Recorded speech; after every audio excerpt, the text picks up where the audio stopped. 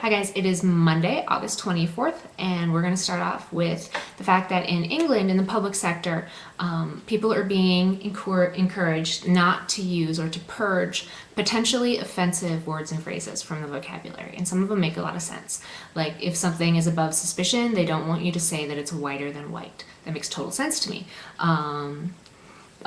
Phrases, one thing that caught my attention though, when I talked about this, was the use of the phrase master bedroom is problematic because that shows a gender bias towards men. You're also encouraged to perfect skills instead of mastering them. I guess it had never really occurred to me that mastering a skill was like a master, a man. So I thought that was really interesting, especially England has, I know some people call it a nanny state.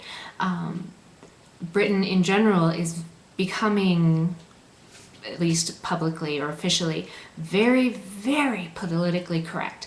And I wonder if this is because, you know, a couple hundred years ago, they owned everyone and they were very politically not correct. They had their brown little brothers that they had to help take care of, and we're a giant imperialist nation. And I wonder if some of this is like residual guilt from being such huge imperialists.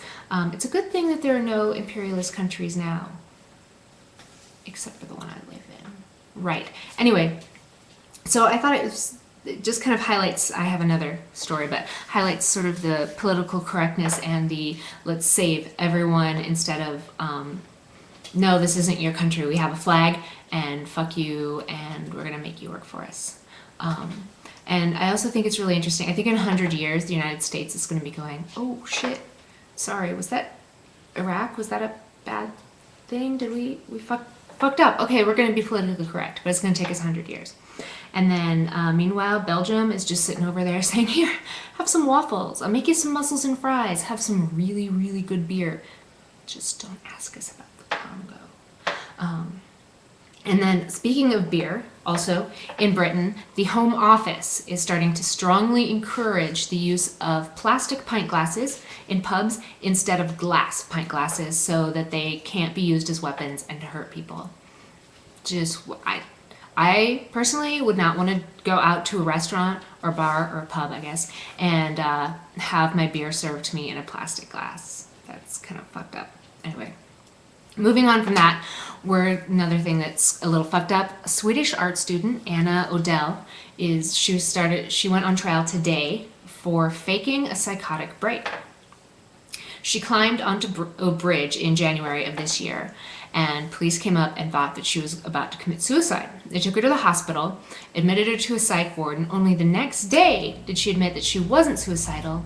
It was art. And what she was doing was highlighting the plight of patients under psychiatric care who are sometimes not believed.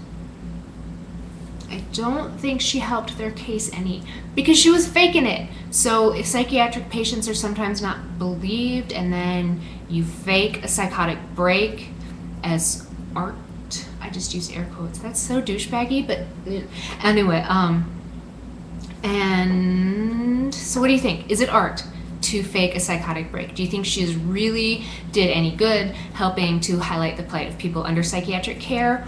Or do you think that's maybe the shittiest midterm ever and that she should get a failing grade? It was her final art project, was faking the psychotic break.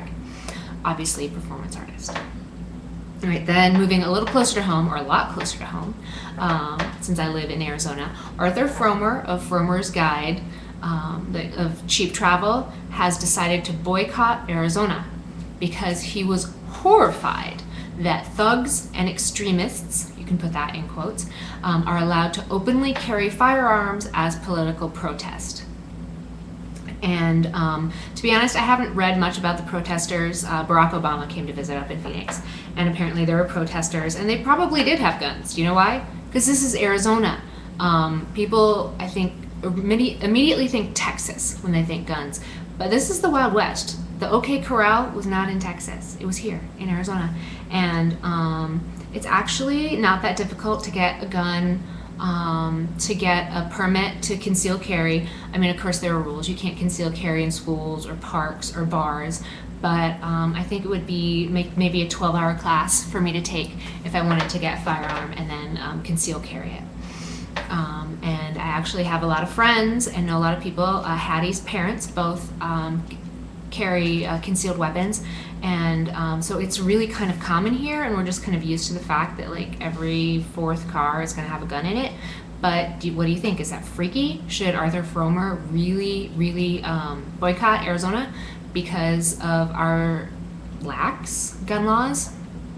Or are Arizonans just right in being able to think that nobody should be able to tell us what we should do and carry guns? And what do you think? What do you think? And then another thing is just a little bit more about Arizona. There have been 3 bee attacks in the last week in Phoenix. And I don't know the details on a lot of them, but one of them was an 80-year-old, which kind of makes me a little sad, attempting to vacuum up bees from a hive with a shop vac. Like, I don't want to say that they deserved it because they're 80 years old, and I don't want like old people to get stung like 75 times by bees. If there is a beehive growing anywhere on your property, don't try to vacuum them up with a shop vac. Okay, that's really all I was thinking about talking about today. Okay, bye. Turn off, whore.